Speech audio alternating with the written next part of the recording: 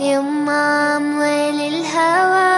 يما أموالية، يما أموال الهوى،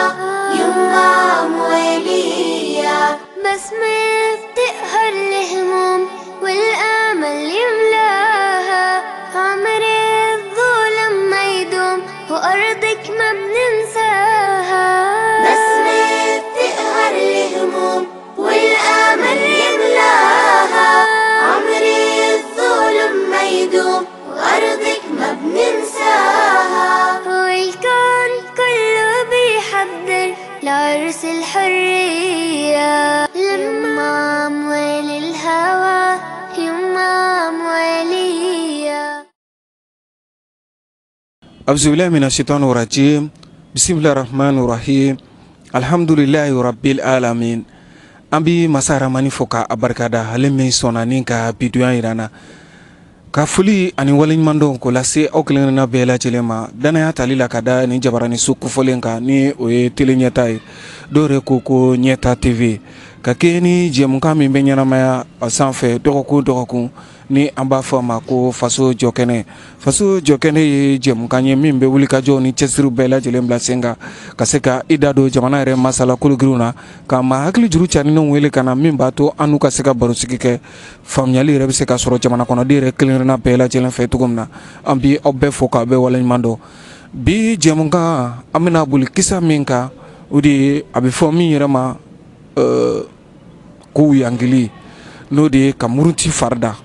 n'o de ye a bɛ fɔ min yɛrɛ ma nanzarakan na ko révolution. Jamana kɔnɔdenw ka muruti boloda ka ɲɛsin fanga ma, fanga min bɛ k'u mara, walima ka ɲɛsin kɛwale ma, kɛwale min bɛ ka kɛ jamana kɔnɔ. An y'a ye k'a fɔ ninnu caman kɛra diɲɛ yɛrɛ jamana camanw kan. Anw yɛrɛ ka jamana san 1991 waati o wulikajɔba kɛra anw ka jamana kɔnɔ. Général Musa Traoré k'ale ka fanga kɔni k'o ɲɔnti ka bɔ yen nɔ, min kɛra jamana kɔnɔden yɛrɛ bɛɛ ka wulikajɔ fɛ. Murucili minnu filɛ nin ye n'a bɛ kɛ, a kɔrɔ yɛrɛ ye mun ye dɛ? Mun bɛ na n'a sababu ye? Murucili ninnu a caman na a tɛ sira sɔrɔ farafinna yan nɔ, wa murucili ninnu caman bɛ yen nɔ a dɔw bɛ taa laban janfaw la. Ninnu bɛɛ lajɛlen ye a bɛ fɔ min ma révolution, a gɛlɛya ye anw ka farafinna bankun kan. Walasa an ka se ka faamuyaliba sɔrɔ nin kisa ninnu bɛɛ lajɛlen na, an ye wele bila an balimakɛ ma ni o ye Umar Babɛra Diko ye. Umar Babɛra Diko ale ye kulu min bɛ anw ka jamana kɔnɔ n'a bɛ f'a ma lamagajɛkulu don, mouvement don, walima ni an bɛ se k'a fɔ association faso danbe lakanatɔn. O maa dɔ don min ɲɛsilen don u ka programme n'o ye ɲɛwalaw ye ka taa se o n'a ɲɔgɔnna wɛrɛw ma, u ka baara minnu kan ka boloda ale ɲɛsilen don o ma. An ye a wele ka na bi an n'ale ka se ka barosigi kɛ, nin t'a siɲɛ fɔlɔ ye teleɲɛta jabarani so sanfɛ. Ka foli ni waleɲuman dɔn ko lase aw kelenkelenna bɛɛ lajɛlen ma, danaya t'ale la ka da ni jabarani so kofɔlen kan. Yani an ka taa ɲɛfɛ ka kuma di Umar Babɛra Diko ma ka foli kɛ nin waati in na ka ɲɛsin teleɲɛta filɛbɔ ma. Umar Babɛra Diko, salamu alaikum. Wa alaikum salam wa rahmatullahi wa barakatuhu. Somɔgɔw bɛ di? Alhamdulillah, n bɛ Ala fo, n bɛ Ala waleɲuman dɔn. Baasi t'i la? Baasi fosi tɛ n na, n bɛ Ala fo. Denbaya bɛ cogo di? Alhamdulillah, baasi fosi denbaya la. Ayiwa, association faso danbe lakanatɔndenw bɛ cogo di? Alhamdulillah, association faso danbe lakanatɔn a tɔndenw Mali kɔnɔ, Mali kɔ kan, an ka kibaruya labanw na, baasi tɛ mɔgɔ si la, Ala barika la. Alhamdulillah. An bɛ i ka lamɛnnikɛlaw jɛkulu bɛɛ lajɛlen fo, télé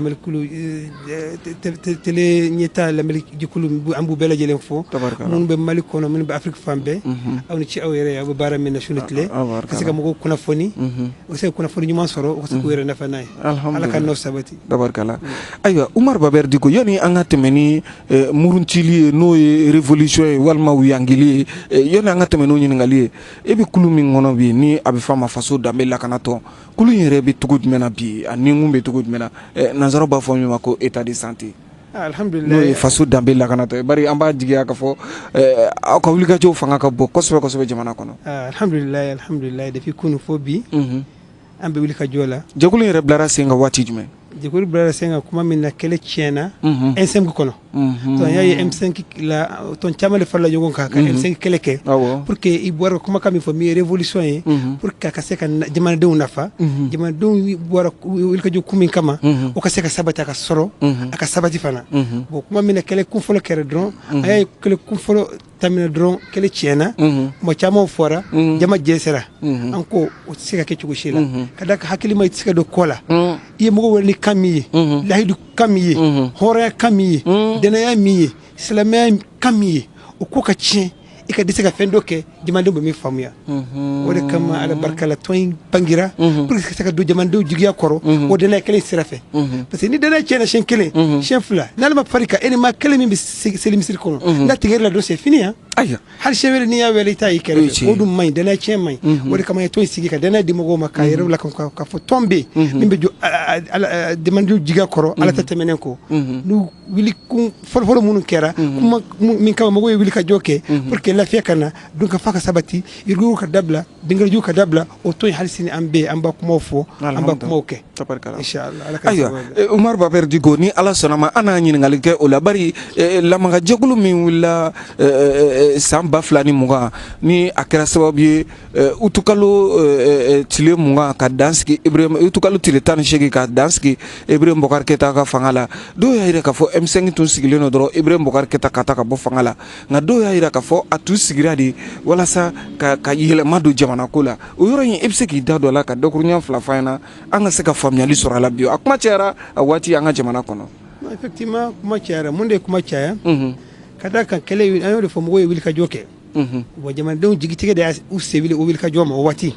dambe u tiena dana u tiena jigu tigara fagalo be ka tiaya mo ko setro mo bora mo depuis alaw do mo ka bo kene rekam utara kenofa mago malo borani jamakulu kata kenofa akera bamako ya akera mali duguba chiamana akera malde munu sigileno tungana ulu chiama mbora o kadaka mago to mago be changement o kama mago no yele mai mimi yele mai bon akera mago nyema fa munu to be nyema ko nyema fana anga jamakulu munu to mago nyema a nyema go wa dine kunda politique kunda c'est que tumbe o satisfaction jema tumbe minna o be soro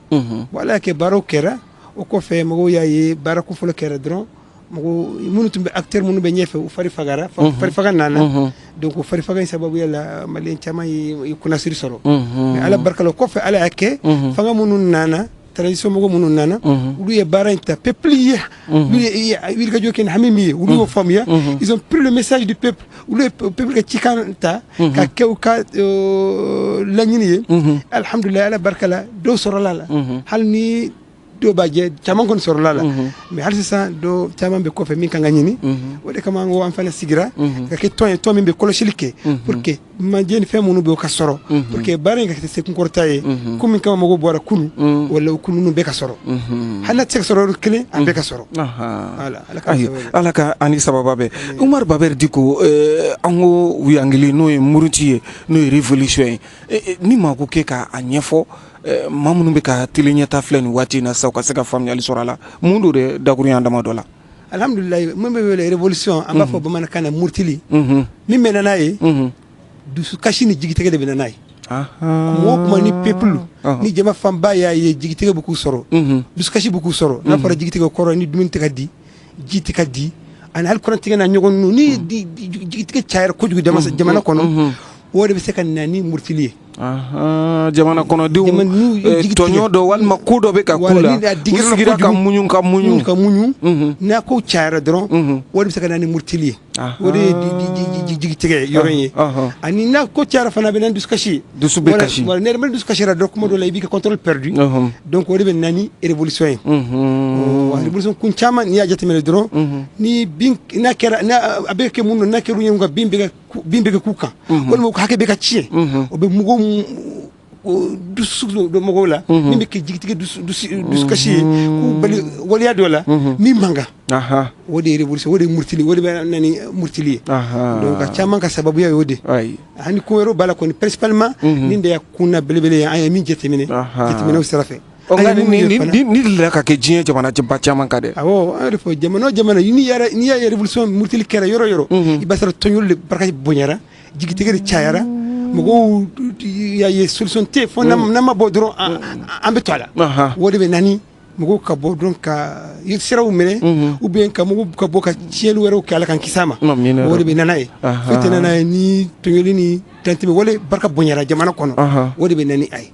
jamana minnu na i b'a sɔrɔ tiɲɛ la mɔgɔw y'a ye solution foyi tɛ fo an ka bɔ ka taa hakɛ ɲini o bɛ nana ye o de bɛ nana ye a ka ca la an y'a ye hali nansara jamanaw kan Iran ninnu n'a ɲɔgɔnnaw ka taa se jamana wɛrɛw caman ma minnu kɔni ye hali la révolution française de 1789 o bɛɛ kɛra murutiw senfɛ jamana kɔnɔdenw degun tun b'u kan tɔɔrɔ tun b'u kan u ka wulikajɔw bɛ kɛ sababu ye walasa fanga min b'u k'u mara a donni kama a fanga in ka tɔɲɔli bɛ se ka dabila cogo min na yɛlɛma ka se ka boloda u ni dungo ka se ka sɔrɔ hɛrɛ ka se ka na lafiya ka se ka na u ka sigi kɔnɔna na a dabɔkun de y'olu ye caman ye kun bɛɛ ye degun ye n'i y'a ye révolution kɔni dɔrɔn mɔgɔ muritila dɔrɔn degun de y'a base ye Ala ka ni sababu amina yarabi ayiwa Umaru Babɛr Diko faso danbe lakanatɔ ani de bɛ baro sigi la ka se ka ɲɛfɔli kɛ murunci minnu ni u bɛ kɛ ala anw ka jamana ye a ta sɔrɔ a la ka taa se diɲɛ jamanaba caman bɛ yen nɔ ni murunciliba ninnu kɛra yen nɔ ka sababu kɛ ni jamana kɔnɔdenw tɔɲɔna k'u tɔɔrɔ k'u ka hakɛw minnu la fanga min bɛ yen nɔ u bɛ muruci boloda ka ɲɛsin olu ma nin kɛra diɲɛ jamanaba caman na anw yɛrɛ ka jamana an ye dɔ k'a la walima an bɛ se ka fɔ fila bɔɲɔgɔnko o kɛra anw ka jamana kɔnɔ hali n'i y'a sɔrɔ kelen kɛra 1991 waati n'o ye san 1991 ye o cogo kelen na san 2020 fɛnɛ filanan fɛnɛ bɛ se ka fɔ o fɛnɛ bilara sen kan nka Umaru Babɛr Diko an y'a ye k'a fɔ ni murunciliba minnu bɛ kɛ diɲɛ bunakun kan ni dɔw yɛrɛ kɛra ala yɛrɛ ka jamana kɔnɔ yan a caman bɛ yen nɔ u bɛ échec kɛ u bɛ duguma sara ta a caman tɛ san sɔrɔ a laban caman bɛ yen nɔ a bɛ na ni kumasiw ye mun de bɛ na n'o ye alhamdulillah Ala ka ni sababa bɛɛ amina rabi min bɛ nana ya caman na i b'a sɔrɔ ni mɔgɔ bɔra ko min kama parce que comme an y'a fɔ cogo min na kuma la sisan kuma daminɛ na degun dusukasi ani jigitigɛ de mɔgɔ bila murutili la ka murutili fari bolo da maintenant n'o kɛra ni kuma min jama bɔra i b'a sɔrɔ toujours mɔgɔw dɔ de bɛ jama ɲɛma o parce que jama yɛrɛ tɛ se ka ko ɲɛnabɔ yɛrɛ il faut que mɔgɔw de ka sɔrɔ jama ɲɛma min bɛ ko piloter jama ninnu minɛbagaw de bɛ sɔrɔ a fɔ minnu ma les leaders ou les porteurs de la révolution ni kuma min ni mɔgɔw bɔra minnu bɛ ko kotigi ye pour que ka se ka laɲini sɔrɔ minnu ye jamatigiw ye minnu ye jamatigiw ye politique mɔgɔ bɛ se ka sɔrɔ la diinɛ ɲɛmɔgɔ bɛ se ka sɔrɔ la ma simple bɛ se ka sɔrɔ les carrures ceux qui ont de la carrure maa minnu b'a sɔrɔ a fɛɛrɛ b'u bolo ka se ka jama lasɔn u yɛrɛ ye pour que jama ka se ka dɔn jama bɛ ka min fɔ o de olu fana ka hami ye olu bɛ kɛ c'est fond porteur olu de bɛ u yɛrɛ kɛ jama ka garant ye jama ka garantie k'a fɔ aw bɛ ka min fɔ tiɲɛ don bin man kan an kan bin kɛra an kan ne bɛ k'aw ka garantie ye ni kuma in kɔrɔ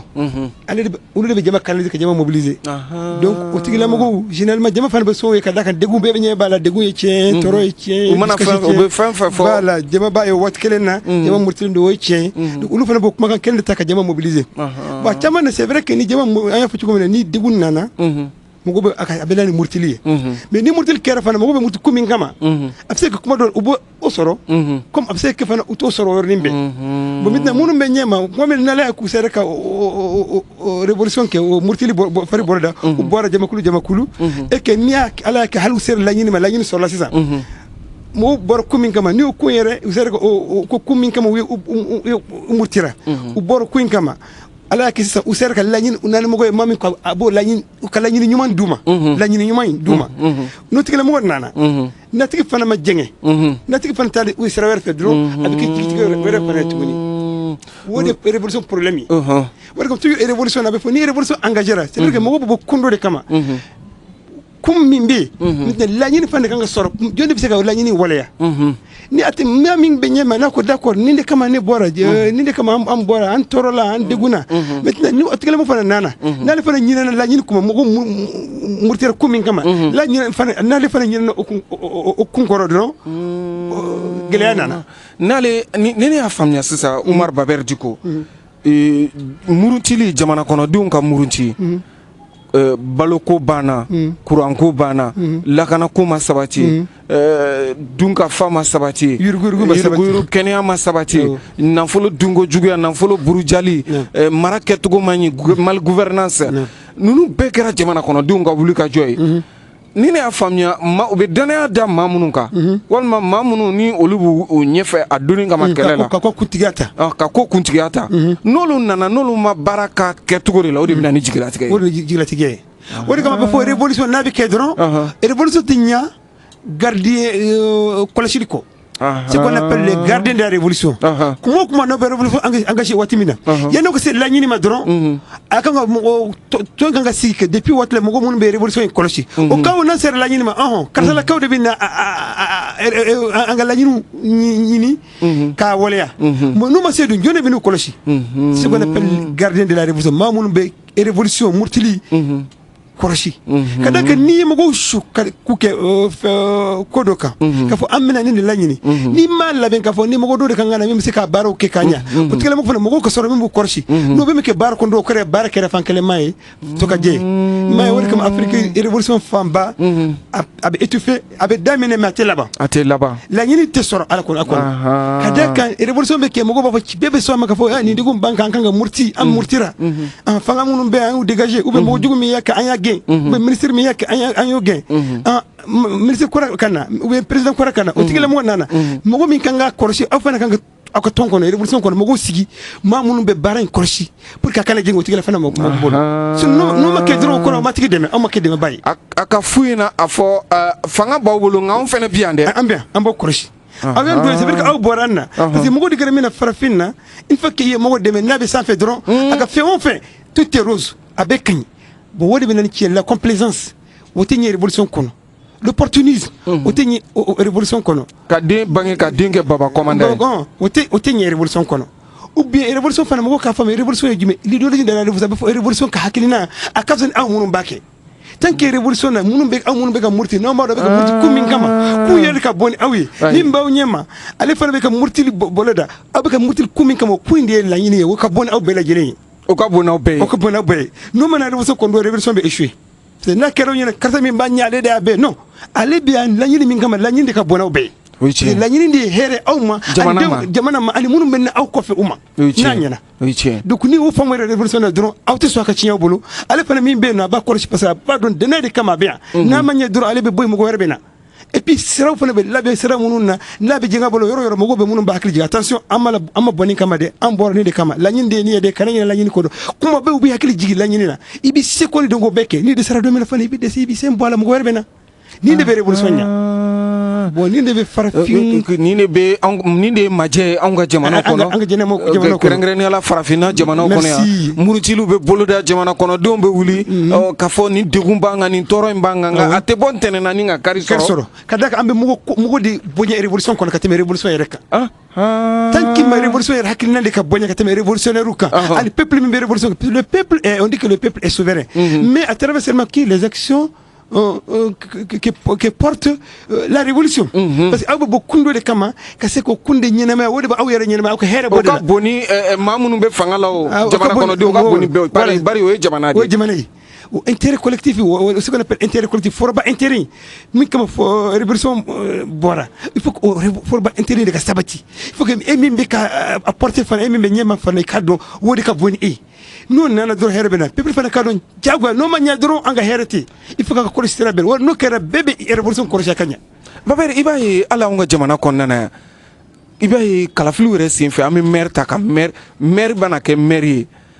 jamana kɔnɔdenw yɛrɛ bɛ siran hali ka taa don maire ka bureau kɔnɔna na député bɛ ten tɔ kuma tɛ ministre ma kuma tɛ président de la république ma ninnu a bɛ kɛ jamana kɔnɔdenw yɛrɛ kunkolo la tuma dɔ la ninnu ka bon ni jamana kɔnɔdenw ye alors que u bɛ jamana kɔnɔdenw de kama o de gɛlɛya yɛrɛ ka ɲɛsin farafinna ma o de don parce que ka da kan y'o de fɔ toujours mɔgɔw ma système gouvernance an bɛ kumakan min fɔ révolution kɔnɔ hali n'i y'a lajɛ gouvernement yɛrɛ ka système kɔnɔ a ɲɔgɔn bɛ yen o yɔrɔ on dit que élu bɛ yen minnu bɛ élu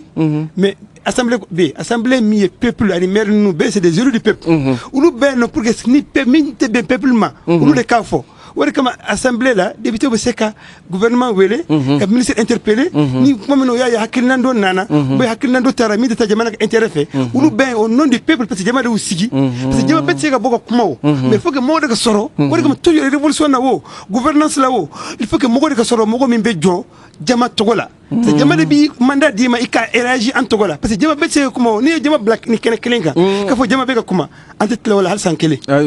o be ban o problème be ban o rega jama be da mo do la do ba do ciela anga hakilna yi hakilna yi be hakilna de ka bo takuma en togola Bola muso bola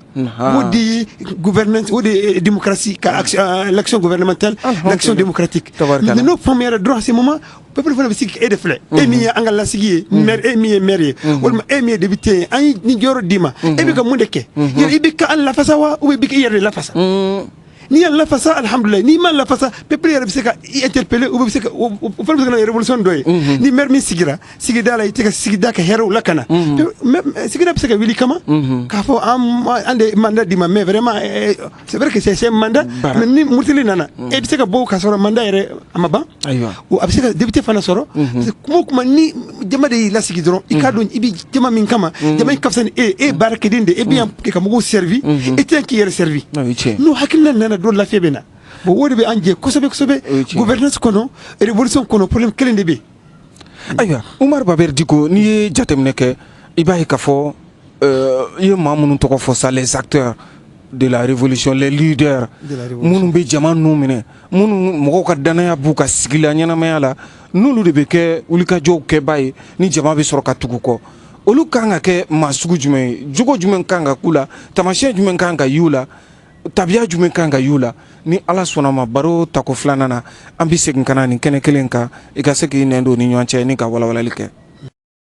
يمام وللهوى يمام وليا يمام وللهوى يمام وليا بس ما بتقهر الهموم والامل يملاها عمر الظلم ما يدوم وارضك ما بننساها بس ما بتقهر الهموم والامل يملاها عمر الظلم ما يدوم وارضك ما بننساها والكون كله بيحضر لعرس الحرية يمام وللهوى يمام وليا foli ani waliɲumando ko lase aw kelenkelenna bɛɛ lajɛlen ma aw minnu bɛ ka aw ka telesu mandi lajɛ ni waati na ni o ye tele ɲɛta ye jɛmukan bɛ ka la tɛmɛ ni waati na jɛmukan min ni an b'a fɔ a ma faso jɔkɛnɛ dɔgɔkun min bɛ ɲɛnamaya tele ɲɛta jabarani so sanfɛ bi ani maa min bɛ barosigi la o de Oumar Baber Dicko Oumar Baber Dicko lamaga jɛkulu walima wulikajɔ jɛkuluba min bɛ anw ka jamana kɔnɔ n'a bɛ fɔ a ma faso danbe lakanatɔn minnu n'u ka cɛsiri fanga ka bon kosɛbɛ ka ɲɛsin anw ka jamana ma an ye Oumar Baber Dicko an n'ale ye ɲɔgɔn sɔrɔ ale min ɲɛsilen don ka ɲɛwalanw baaraw bilalen la sen kan walasa tɔn yɛrɛ a bɛ se ka sabati sɔrɔ cogo min na an n'ale bɛ barosigi la barosigi in bɛ ka boli min kan a bɛ fɔ min ma ko révolution nanzarakan don ni dɔw ko yankili ni dɔw ko murutili jamanaw kɔnɔ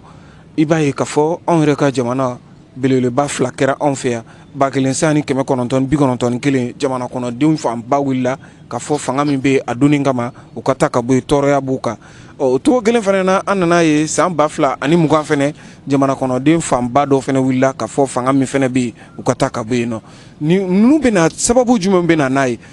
n'a a bɛna mɔgɔ jumɛn kan ka k'an nu minɛbagaw ye a ko bɛ kɛ cogo jumɛn na a yɛrɛ kɔrɔ ye mun ye dɛ ani Baber ka baro b'o kan ɲininkali tun nana da yɔrɔ jumɛn na o de ye k'a fɔ maa minnu bɛ mɔgɔw nu minɛ ka se ka nin wulikajɔba ninnu bila sen kan u kan ka kɛ maa sugu jumɛnw ye jogo jumɛn kan ka y'o la tamasiyɛn jumɛn kan ka y'o la ɲininkali tun nana da ye Oumar Baber Dicko o ye maa jumɛn ye maa jumɛn kan ka kɛ ten alhamdulillah ala ka ni sababu bɛn ala ka hɛrɛ kan ala ka sabati amina ya rabbi alhamdulillah kuma kan min fɔ nafa ba de b'a la ka da kan ni révolution kɛra n y'a fɔ cogo min na il faut que mɔgɔ ɲumanw de ka sɔrɔ minnu bɛ bila révolution ɲɛma sinon a tɛ bɔ tɛnɛ ka kari sɔrɔ et effectivement révolution tɛ se ka ɲɛnamaya jogo dama dama dɔ kɔ dɛ n'i ko i bɛ kɛ révolutionnaire ye a ka sɔrɔ i ye mɔgɔ min bɛ se i ni dungo la fɔlɔ a ka se fana ye mɔgɔ min fana i b'a dɔn i bɛ kɛlɛ kun min b'i bolo kuntelina min ye révolution ye o ka bon ni e ye i kana kɛ nataba ye fana i kana kɛ jito fana ye jito se kɛ révolutionnaire jito fo k'i sa ye o tɛ kɛ révolutionnaire ɲuman ye nataba maa min bɛ siran o tɛ se ka kɛ jito maa min bɛ siran parce que révolutionnaire depuis k'i bɛ jɔ révolution ɲɛma i b'a dɔn k'i ye su ye ka ban i b'a dɔn kɔni kuma bɛɛ e k'i sigi ni fɛn bɛɛ i bɛ sigi ni fɛn bɛɛ i b'a dɔn i ni lahara ka surun ka tɛmɛ fɛn bɛɛ lajɛlen kan c'est ça l'idéologie d'un révolutionnaire d'abord fɔlɔ a filanan fana i t'i nataba ye parce que i b'a dɔn maa min bɛ ka hɛrɛ ɲini ka jamana ka hɛrɛ ɲini an denw an mɔdenw an tulomasamaw fufafuw olu bɛ se ka n'o hɛrɛ sɔrɔ cogo min na o tigilamɔgɔ t'a yɛrɛ ye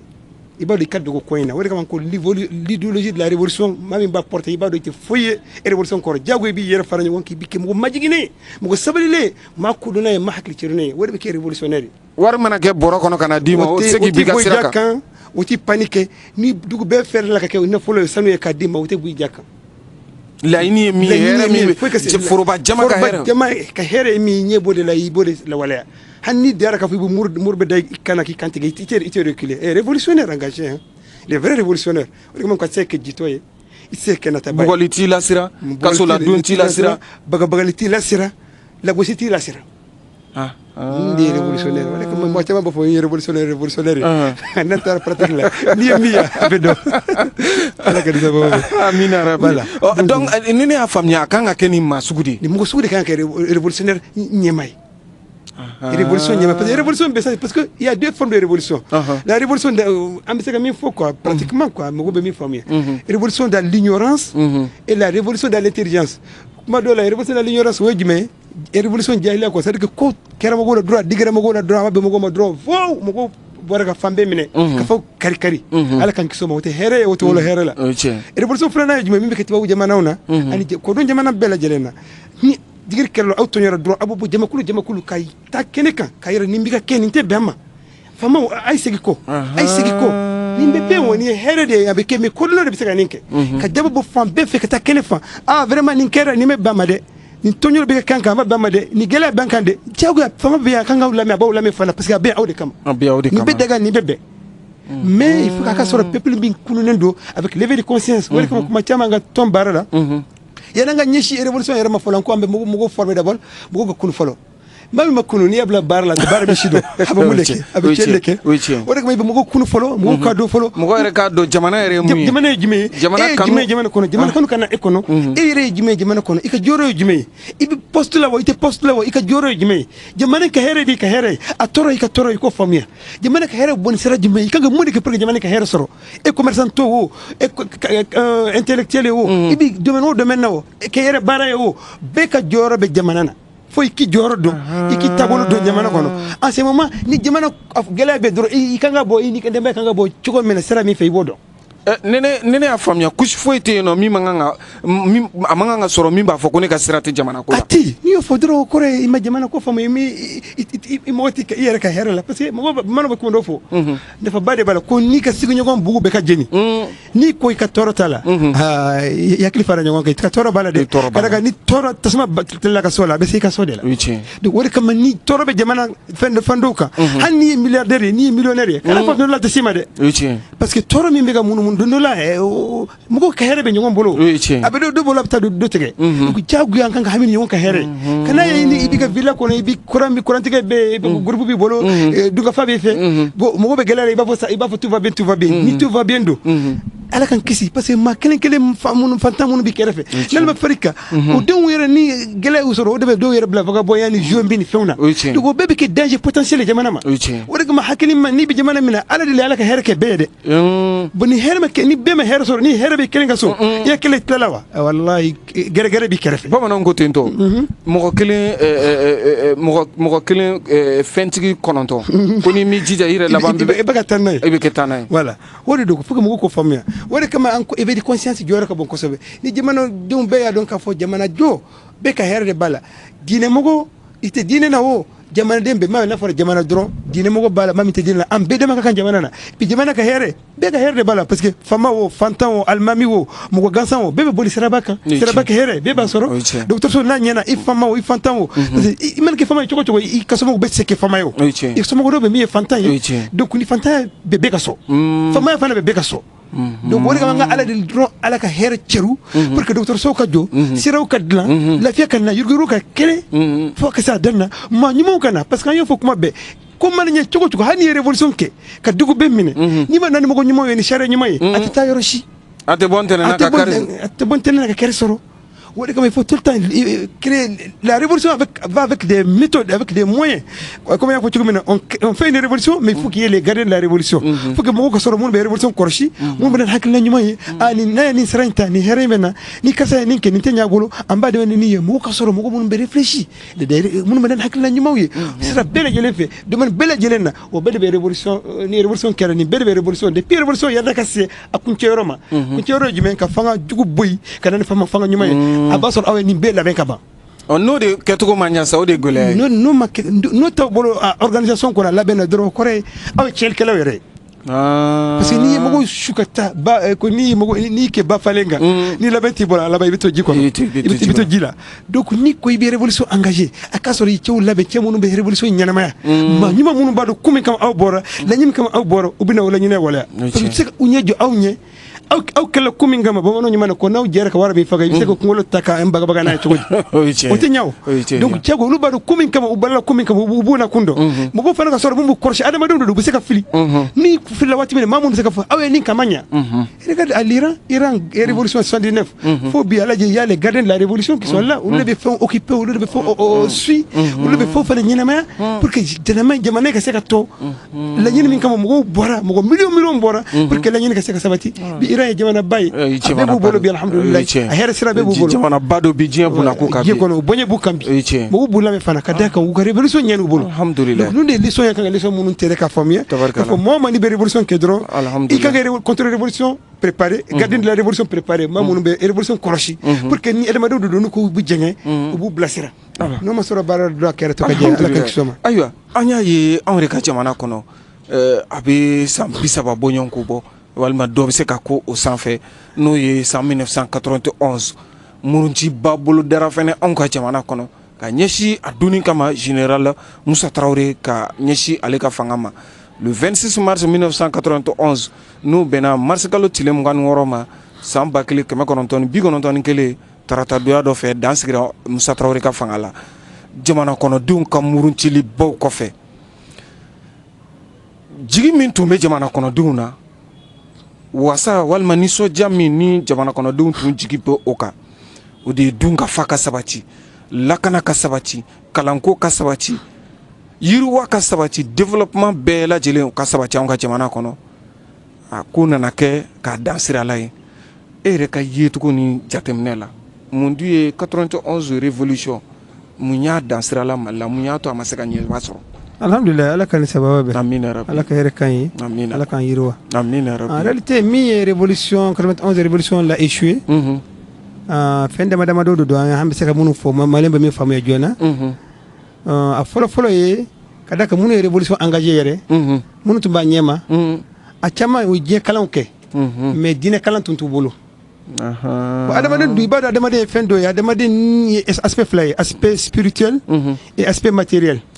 adama de ni flade bon mami ma ala ni ala koti ka nyama ala do be se ka aspect matériel nyama ya mais ti la ra ko nyama ya parce que adama do mana nye chugo i mana bunya chugo ni ala koti ka kola dro ka ko a venir tala ko be d'Afrique ate laba fo ala kodi ka du ka kola be nyama ya ga ala kodi ka du ka kola imay ka jamana ba munun joro be akal ala ko ka dine ko ya du ko bele jina ala barka do ala hal malik histoire ni ala je fam empire mun temena mun ye fanga soro wati mena we dina tade ka fanga atelier apogé ou sero ko sanga ka fanga se wara wati de kadaka ni adamadin yi fendo ya adamadin aspect adamadin ka nature la abe jugman ka be nyumanke fen kele psika permettre abe jugman to na ya do nyangili ba na min ke ni nyangili ba soro bon nous mana adamadin ya do ni ay fe mi ke herbe te dro wala ko ni fonni fe mi manager de wode farati mais ni ba do fanga do bi ka fanga sanfe mi ni ke ni be kila o kama ibi se ka fendo to ibo gashito o be se ke here adamadin ma parce que here hal e rama donc wode be anga révolutionnaire no nunje hani révolution chama ishara afriki parce que chama na mu ya Faso Thomas Sankara takerate betu ye mogo ye farshima jamana kan tumbula idéologie révolutionnaire do tumbula mais la hala ko tuntu ko programme na wode ko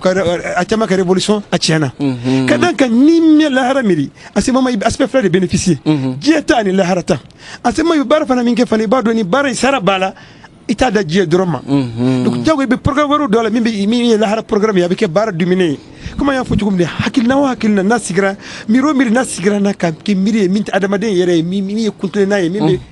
foroba kuntule nayi o kuntule na be shi soro dine be o de kama dine foroba fe ya be adama do kala fe di kama donc mais ni ko be fendo do quel engagé ka fando to e faminta wode be nyay bolu e faminta wobe cey bolu donc orke dine dum be ni bela jelenta adama de ka nyena mani lahara donc ni révolution ni ma fa ni révolutionnaire yoro mi révolutionnaire ngana ya a nyena bolu dala ka fa hanna ma fa dala dine ba bolu akere chrétien hakika dine o ba bolu akere islamia dine o ba bolu ni révolutionnaire hakika yoro c'est que adal de force dola min taler ka force parce que abada leti foyi abada fana ba hakilna min kan fana mi révolutionnaire hakilna woni ka bona yere woni ka ni flyer ni ay mama ni révolution erishra borodo o ko ni jogo fla bala ka fara ay munu fo at jitote natabate mama jigine farado mama jigine dama do ni point duru na solo mo mi bolo di ke révolution ni ma re jagale atola se ala voilà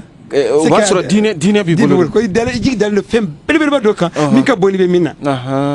wodi boni fin di anga révolution 91 je 91 mi se ka foni ni kara maje paya ni kede maje paya ala woni ma hakuma min na sharaw sebera taxi munu sebera akere dine contrôle la fo andani problème kuma be am to ka wili ka murti ka fo ni laajte ko kele am bora la yere bora kalama ani problème chama min te be anga dambe ma parce que révolution ko fe 91 ko fe dambe ciana cugo mina jamano kono be yaye dine ciana bora cugo mina be yaye to yolo yir wala cugo mina be yaye ay fanga do ñoni parce que mali la bla pepe anga dembe karla pepe dana ciana bol kosobe parce que ango démocratie mais démocratie tara a ñata o copier coller mais amata ka contexte ka ben anga dembew nanga dinema adama de ni frère ni make dinema go ikake dambe tigi dambe be dine kono do be ate seli ate soumati bi mo ko kate mo ko toñate mo ko janfa donc adama de faut que nundi ka sore bolo mo ni pe fana sabe mo ko togola ima tika tabiata itara mo ko wara de ka tabiata ya tigi toño de wodi comme révolution 91 ni fana ka échec bele ba do le taxi min severa ou ma sebe ka miri an yere tuye mi koroli ab forami ma ko conférence nationale ni sebe ni munun kero keneka en même temps yere ke folo marakera yanno marabaw kera yanno c'est ko martal no ye marake samar tuere no ye marake chebani bambe no ye marake mari tuye dema jamana duguye kanko musa no tuye marake mari tuye kodo kanko ani suma ani Sumanguru Kanté Sunjata Keita num be avec la charte de Kurka Fuga mari tuye kodo jamana ye dembe jamana tundu dina jamana tundu anga deso bela fokata nanzaro tata ka copier dron ko depuis no échec bena jago ne échec bena mi o tubabu ko men tubabu nana unyi shere fen folo mi ma o tuye jime anga dembe nga dina wure kele folo so ya do takke numbe numbolo dine be do numbolo ka dine to ma unyi shere ma folo mo ma wutun kele jime anga cefaru anga dine mago ani cefari baw cefaru tuye dembe tigi dine mo tuye mo mun tuye mo kunu ka ala yiri la ka dembe nyuma yiri la wiri numbe kele folo san joli san biriga kun almam sa woddo e minke kella tan sam gay donc ka nunu tusse ka boy folo pour que se ka fere jamana dewma hal sinu haklan du kelle be continuer nasaraw fe ga kalan ga fini do to ga miri naw ga programme télé ou ga internet ou ni bebe ni haklan do e kam bayele made war ko mama ni ma télé korchi ni ma radio sonu korchi ile mi be fele kaso mama kiyere de yakiyere la ko ne ba fo mo ko nga ngar korchi de amina ala ka bele be dulani kono donc wori kama révolution 91 a kerde ka mo bla u yere mati c'est comme ni baga abi famo ko fo to do ko c'est comme si ni bago bossi sango do ku bla ko ta du ko ta yala mu mami ka nyo soro ba nyimi mu do mami ka to soro ba du be mi soro u ba raba do kata ba yoro ni ba ko ni foni ma dabo hera ko kama abita ababol to yolde sigida mo ko to yolde la do anga révolution kera ni ci gwade révolution 91 ka mo bo dro marado kon dro ku bla were batte sans contrôle ko démocratie a kera problème baye a kera problème kololo baye akol ko ay kololo bade si jamana am se ka fali bi jamana bo kololo har sina mo dinga de kono et tant qu'on m'a changé ka remise en cause que ka sigi an ka sigi an yara ma ka sigi an dambe ma ka sigi an dina ma ka sigi an ga mo korobo ka tabe nyuma ma madame na fo gele bala de c'est vrai que do dana mo hasibnu alhamdulillah be ka doke transition mi be ka doku ya serotama mais har sam chama de kanga ke pour kanga sella nyini ma de ay ala ka ka diko amba jigani ala sonama famnya bena soro jamana kono dum kilngene na fe maldin ke sigi kani jem kay na me Mali kɔnɔ Bamako yan ka taa se Mali yɛrɛ duguba wɛrɛw ma a ka jɛ hali an ka tungarankew kɛ olu minnu sigilen don diɲɛ fan wɛrɛw fɛ Umar Baber Diko ni maa ko k'e ka nin kɔrɔfɔ kuncɛ kɔrɔfɔ labanw na e bɛ se ka mun sɔrɔ ka fɔ miniti 2 kɔnɔna na ka se ka kɛ welewelemada ye ka ɲɛsin jamana kɔnɔdenw yɛrɛ kelen-kelenna bɛɛ lajɛlen ma yani ani ka sigi wɛrɛ cɛ. Alhamdulillah ala ka ni sababu bɛɛ. Amina ya rabbi. Ala ɲini ya rabbi ɲɛmɔgɔw ala ka hakili ɲuman d'u ma. Amina ya rabbi. Ala k'u sabati. Surtout an bɛ gɛlɛya min na sisan an bɛ ko kɔrɔ ko gɛlɛya la kosɛbɛ kosɛbɛ. Kuran bɛ kɛ tigɛ waati bɛɛ. An b'a ɲini u fɛ. N bɛ tila ka ɲini u fɛ. Ka fɛɛrɛ bɛɛ lajɛlen de ɲini. Hali mɔgɔw de déplacer ka taa jamana na ka taa moyens ɲini moyen énergétique ɲini ka énergie ɲini ka n'a di mɔgɔw ma. A kɛra groupe ye o a kɛra carburant ye o nin bɛɛ bɛ se ka sɔrɔ jamana cɛ. Donc ka fɛɛrɛ ni jamana ka partenaire ala i b'i ka ministre bila dɔrɔn ka taa i ka président tɔ yɛrɛ bɛ wuli ka taa jamana bɛ ala se d'u ma a b'o bɔra caman b'u bolo ni groupe caman b'u bolo carburant caman b'u bolo u bɛ se ka sɔrɔ an kan hali n'a bɛ taa juru la ni wari tɛ jamana bɛ se ka sara kɔfɛ pour que jamana ka bɔ gɛlɛya kɔnɔ je pense que ɲɛmɔgɔw k'u hakili to nin na urgemment an b'a dɔn c'est sûr que ɲɛmɔgɔ ɲuman kɔni an b'a dɔn c'est sûr que u ye fɛɛrɛw bolo da dɛ mais a bɛ ka suma u ka ko teliya ka da kan degun n'i tɛ degun supporter quoi ni min bɛ se ka degun supporter fo na kɛ limanajɔnw ka nin ye dɛ donc k'aw ni yɔrɔ in jateminɛ kosɛbɛ ni ye urgence absolue ye ka tɛmɛ fɛn bɛɛ lajɛlen kan et puis maa o maa ni kɛra sababu jugu ye ka jamana bila ɲani na ni bɔ kɛri kalama k'a fɔ i n'o yɛra jamanadenw ka degun na a hinɛ man ka k'i la dɛ des sons exemplaires an b'a fɔ bamananw ko sanction publique i kan ka leçon de kan ka d'i ma min bɛ mɔgɔ wɛrɛw lasiran yɛrɛ an b'o ɲini faamaw fɛ an y'o fɔ jamana na tant que ɲangili jugu ma taa ka ɲɛsin mɔgɔw ma mɔgɔw tɛ siran dɛ jamana ba minnu sera kɛ jamana ba ye o ye ɲangili jugu de ta ka ɲɛsin mɔgɔw ma dɛ ɲangili tɛ jamana o jamana ka yiriwa tɛ dɛ o de kama an b'a fɔ mɔgɔw ma k'u ka justice to yen u k'u ka baara kɛ lafiya kɔnɔ ka da kan ni justice ye mɔgɔw minɛ tiɲɛ kan ka mɔgɔw ɲangi tiɲɛ kan jamana ka hɛrɛ b'o de la an ye kɛli kɛ o de kama ko une bonne justice une justice indépendante donc o yɔrɔ la n b'a ɲini mɔgɔw fɔ ka to ka justice to décision de justice u kana commenter u k'a la suit dɔrɔn ni tiɲɛ min ye mɔgɔw b'a ye o ni ye nkalon min ye fana mɔgɔw b'a ye donc mɔgɔw ka juge to k'u ka baara kɛ bin tɛ kɛ mɔgɔ si ka jamana ye mɔgɔ si da tɛ se ka don bɔrɔ kɔnɔ don an bɛ tiɲɛ de fɔ mais n ka fɔ kodɔn kɔnɔ maji ɲɔgɔn bonya kɔnɔ dɔrɔn an b'o de ɲini mɔgɔw fɛ ala ka hakili ɲuman dan bɛɛ lajɛlen ma an bɛ min ɲini maliyɛnw fɛ an ka kunu ka kalan kɛ ka bɔ ni dunko kow la fɛn min ye hɛrɛ ye hakilina ɲuman minnu ye hɛrɛw ye an k'o fɔ faamaw ye n'an b'a sɛbɛn o n'an b'a cuma o n'an b'a fɔ teleso la o an ka gɛrɛ ɲɛmɔgɔ na ɲɔgɔn na teleso na ɲɔgɔn naw na ka hakilina ɲuman di ɲɛmɔgɔw ma n'ala y'o kɛ jɔn kɔnɔdenw u b'a mɛn ka baara jamana bɛ hɛrɛ sɔrɔ ni critique kan jamana ma mais a kana kɛ critique min bɛ kɛ mamutu tiɲɛ o de tɛ bɛn nin tɛ bɛn ni ko nin man ɲi dɔrɔn n'an solution ye ko an bɔra ka fɔ cogo min na solution di cogo min na mais k'a fɔ dɔrɔn karisa ni kama ɲi a bɛ kɛ lagosi ye o fana tɛ hakili ɲuman ka baara ye ni ko nin man ɲi dɔrɔn n'an solution ye donc ala ye bɛɛ bonya ni ko dɔ ye n'an solution ye a fɛɛrɛ mun ye ko fɔ n'an solution ye donc an b'a ɲini ɲɛmɔgɔw fɛ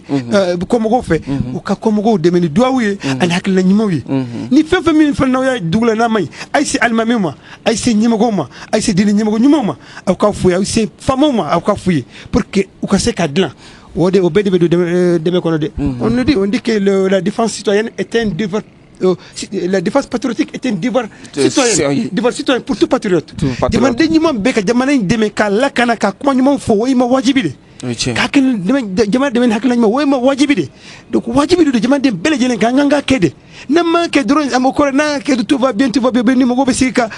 dɔ bɛ sigi ka nkalon baw tigɛ mɔgɔ dama don n'aw ko a b'o de ta ka kɛ tiɲɛ ye aw tɛ tiɲɛ ɲini ka dɔn ka gɛrɛ yɔrɔw la gɛlɛya bɛ mɔgɔ minnu kan ka kow lajɛ ka an ka ɲɔgɔn wele ni tiɲɛ ye ka tiɲɛ fɔ ɲɔgɔn ye laban bɛ ɲɔgɔn nɛgɛ a bɛ kɛ kɔlɔlɔ ye de ala k'an kisi o ma ala ka hakili ɲuman dan bɛɛ lajɛlen ma ala ka jamana in basigi ya rabbi sɔli ala muhamad salim Umar Baber Diko an bɛ i fo k'i waleɲuman dɔn